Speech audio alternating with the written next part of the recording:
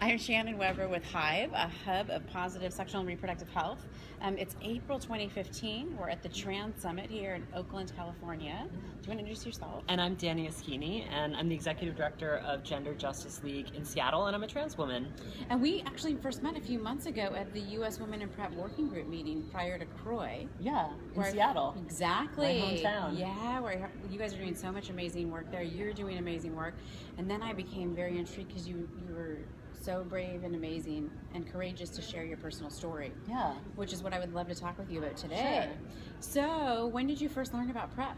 So I first learned about PrEP probably about 4 or 5 years ago when the first studies were first being undertaken, and I've been pretty connected to HIV as an issue since I was very young. I had an uncle who died of AIDS in 1995, and so it's, as a person who grew up in the LGBT community, it's something that's been very close to my heart and something I followed really closely. And so I was very excited to hear about PrEP, to learn about it, and to understand how it might fit into my life.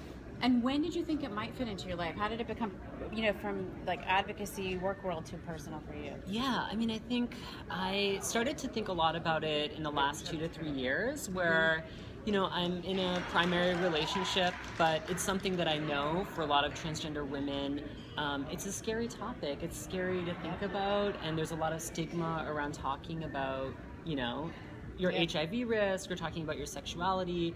And I wanted to really reconsider for myself and my relationship to my sexuality and think about it as another tool of prevention to make sure that I'm safe and have control over my sexuality. And I love that how you talk about it being this empowered choice for you, because I think one of the things that trans and non-trans women have in common is, what is our perception of HIV risk and what do we do with it?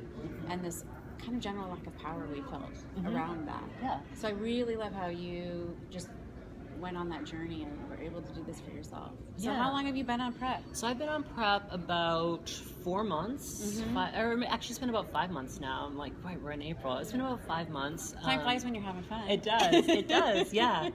And I'm really lucky. In Washington State, we passed a drug assistance program for people who are in high-risk categories based on a set of criteria.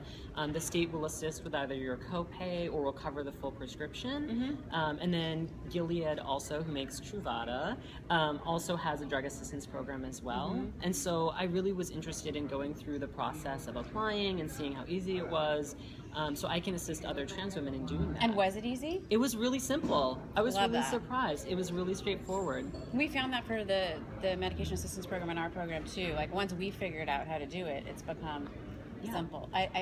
You waved the pill. And it's so interesting because I just connected with you now to make this, and you said, "Oh, it's time for me to make my pill."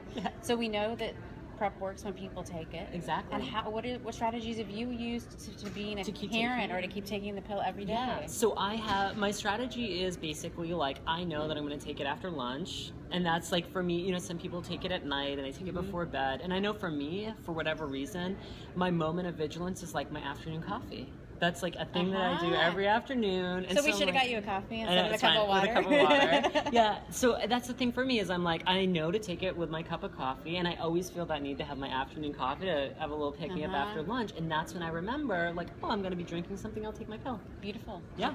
Awesome. Love that.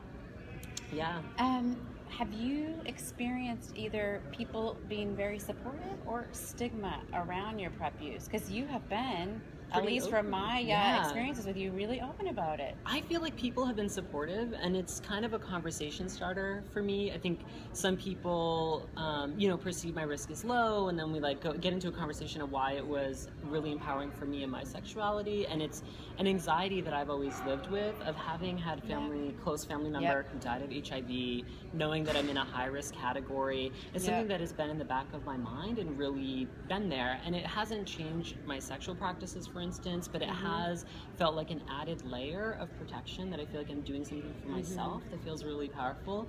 So I felt really supportive when I talk to people about it, when we have conversations.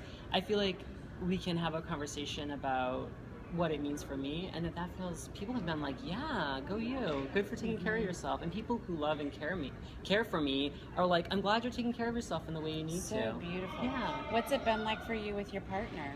My partner's incredibly supportive, and I think we had a conversation. He's like, do you feel like you're at risk? And I'm like, well, I don't make assumptions, and it's really just about how I feel about myself, right? I really love how you frame this. It's so empowering. Right, and it is. It's about me, and it's about what I need to feel safe in the world, and it's not about a judgment of his practices or our relationship or the strength of our relationship. It's really about, I know that this is a tool that I have at my disposal, and I feel like every woman should have the right to control their body and their sexuality and to make choices that are right for them. And so we had a really good conversation about it. He's incredibly supportive.